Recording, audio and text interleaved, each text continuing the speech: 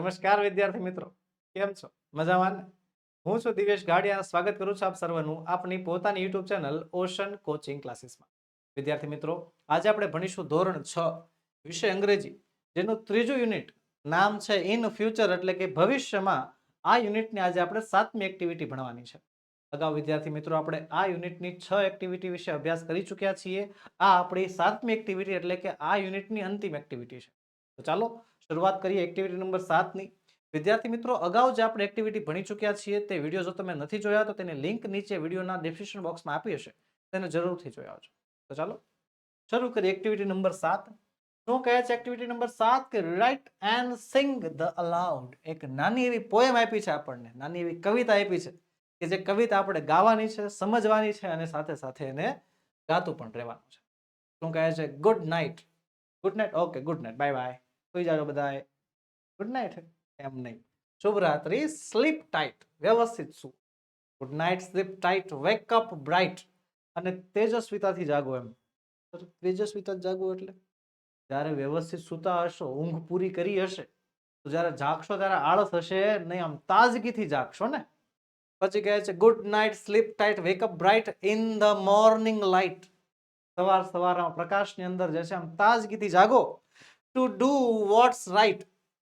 Two do એવું કરવા માટે કે જે યોગ્ય છે, સારું કામ કરવા માટે જાગો. અને વિથ ઓલ યોર માઇટ, અને તમારી પૂરેપૂરી ઈચ્છાથી જે છે એ કામ કરો. શું કહે છે? Good night, sleep tight, wake up bright in the morning light, to do what's right with your all might. Okay, ચાલો આગળ વધીએ. આગળ વધતા પહેલા એક ખાસ નોંધ વિદ્યાર્થી મિત્રો, કે અમે તમારી માટે લોન્ચ કરી છે જબરદસ્ત એપ્લિકેશન, નામ છે જેનું ઓશન કોચિંગ ક્લાસીસ. વિદ્યાર્થી મિત્રો, આ એપ્લિકેશનમાંથી મળશે તમને ધોરણ 3 થી 12 ના બધા જ વિષયની સમજૂતી, સ્વાધ્યાય, સ્વ અધ્યયન પોથી, શાલા સ્વાધ્યાય પોથી, પ્રશ્ન બેંક, એ પણ એકમ કસોટી સાથે, અસાઇનમેન્ટ, પ્રશ્નપત્ર અને બીજું ઘણું બધું મટીરિયલ. વિદ્યાર્થી મિત્રો, એક જ એપ્લિકેશનમાંથી તમામ પ્રકારના સોલ્યુશન અવેલેબલ છે. તો ઝડપથી ડાઉનલોડ કરો એપ્લિકેશનને. એપ્લિકેશનને ડાઉનલોડ કરવાની લિંક નીચે વિડીયોમાં આપેલી છે. આગળ વધીએ. આગળ હું કહે છે, બીજી પોયમ છે the rain is raining all around. Rain, rain એટલે થાય વરસાદ.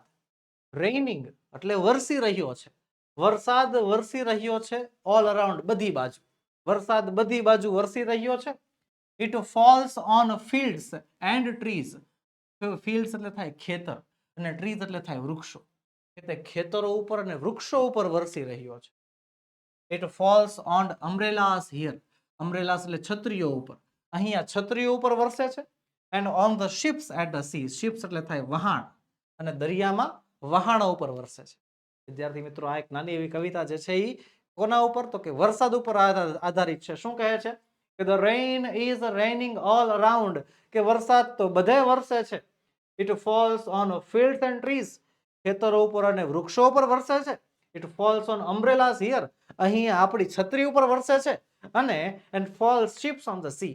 અને દરિયામાં તો જહાજ ઉપર વરસે. ટૂંકમાં વરસાદનું કામ શું છે? વરસવું. તે તો ગમે ત્યાં વરસશે જ.